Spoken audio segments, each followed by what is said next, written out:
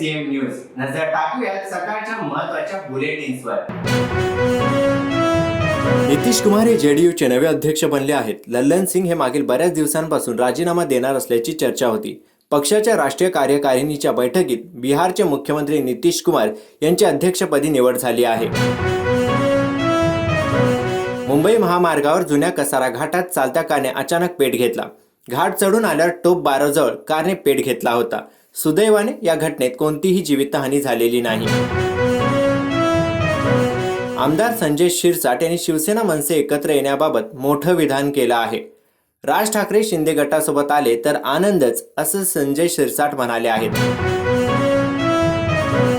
आगामी निवडणुकीआधी अजितदादा गटाकडून जिल्हाध्यक्ष आणि महत्त्वाच्या पदाधिकाऱ्यांना भेट म्हणून दिल्या जाणाऱ्या महागड्या गाड्यांवरून सामाजिक कार्यकर्त्या अंजली दमानिया यांनी अजित पवार गटावर टीका केली आहे.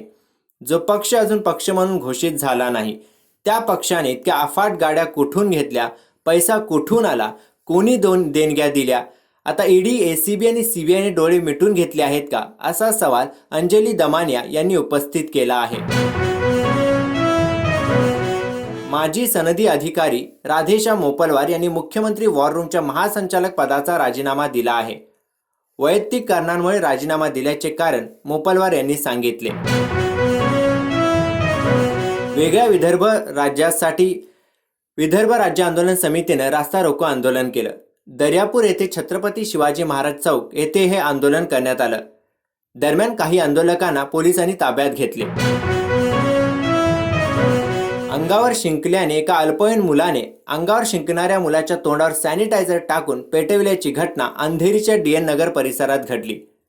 आरोपी अल्पवयीन मुलाला ताब्यात घेण्यात आले असून त्याची रवानगी बाल सुधारगृहात करण्यात आली आहे. पुण्यातील कात्रज बोगद्यात मोठा अपघात झाला आहे. या बोगद्यात 5 गाड्या एकमेकांना धडकल्या. साताऱ्यावरून मुंबईच्या दिशेने सर्व गाड्या जात होत्या. बोगद्यात अचानक एका वाहनाने ब्रेक दाबल्याने पाठीमागून येणाऱ्या गाड्या एकमेकांना धडकल्या. कोरोनाच्या नव्या व्हेरियंटच्या पार्श्वभूमीवर साई संस्थान सतर्क झालं आहे. मंदिर परिसरात नो मास्क नो दर्शनचे फलक झळकले आहेत. कोरोनाच्या पार्श्वभूमीवर पालकमंत्री विखे पाटील यांनी कोरोना संदर्भात सूचना दिल्या होत्या.